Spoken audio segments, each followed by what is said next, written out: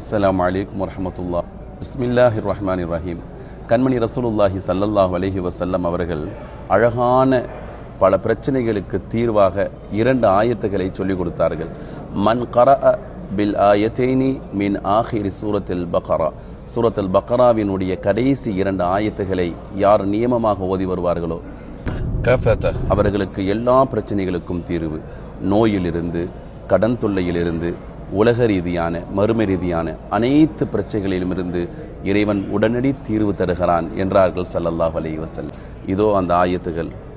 பிஸ்மில்லாஹிர் ரஹ்மானிர் ரஹீம். آمن الرسول بما أنزل إليه من ربه والمؤمنون كل آمن بالله وملائكته وكتبه ورسله لا نفرق بين أحد من رسله وقالوا سمعنا وأطعنا غفرانك ربنا وإليك المصير. இது ஒரு ஆயத்து.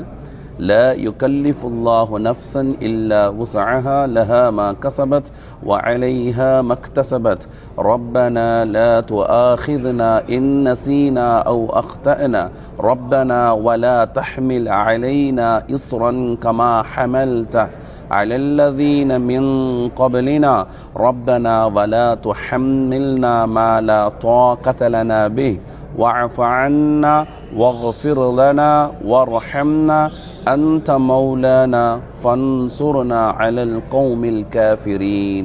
صدق الله العظيم.